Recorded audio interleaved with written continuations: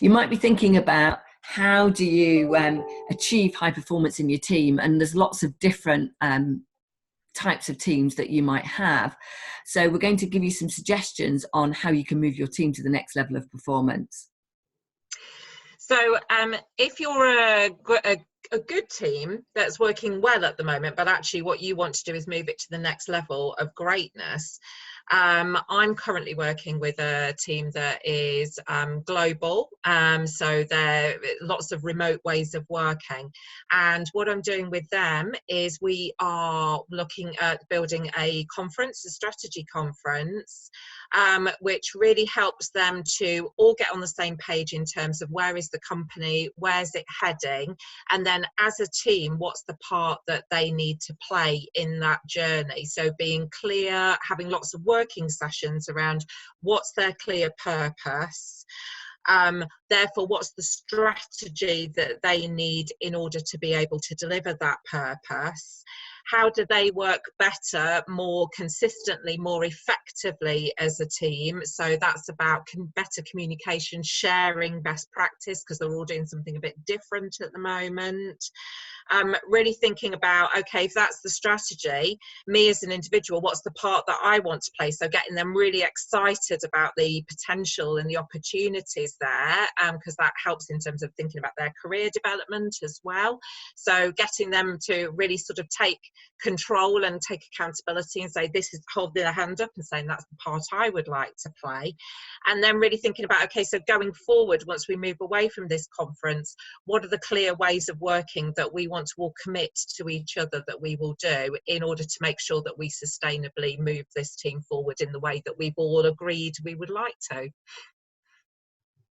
And then if we think of like a new team that you want to get up and running quickly, Jo, how do you go about that? Yeah, well, what I've found works well with new teams is something like using the insights tool. So really getting people together on a session where they get to know each other. They get to understand how each other communicates best. And it starts to open up the place for conversations about how do we want to be as a team, what do we want to be known for, what are we going for here, and also really helps open up those communication channels so that the natural bumps in a new team as they're sort of storming and forming, it really helps to speed that whole process up, but it's a process that has to happen. So using the framework of insights is really good. It then starts to create the connections that allows the sustainability as the team develops, those relationships to start to build that interconnectedness and interdependency throughout the team.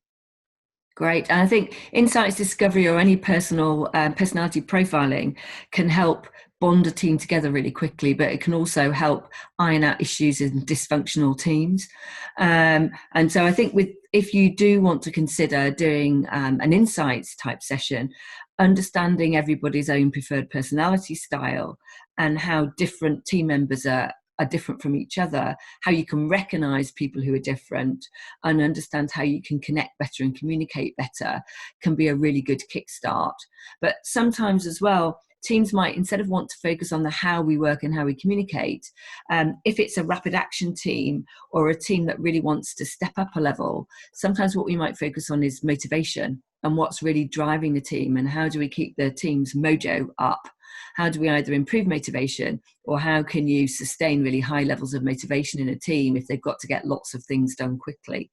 So sometimes we might offer a session on motivational maps. So if you want to understand what each of your team members is motivated by, and for them to understand what drives them, what motivates them, and how they can boost their hot buttons so they sustain high levels of motivation, that can be really helpful. But also to understand how you can motivate other people in your team or broader people in the organization. Also, motivation can help you understand what's motivating your customers and your clients, so you can actually change the way that people engage with them to deliver more and be more helpful in that way. So different ways of taking a team to the next level, whether that's from a strategic point of view, working on purpose, working on connection and getting a new team glued together well. You might want to consider one-off sessions, or you might want to consider like once a quarter having sessions to support the team and hold them accountable to really drive them to that next level of performance.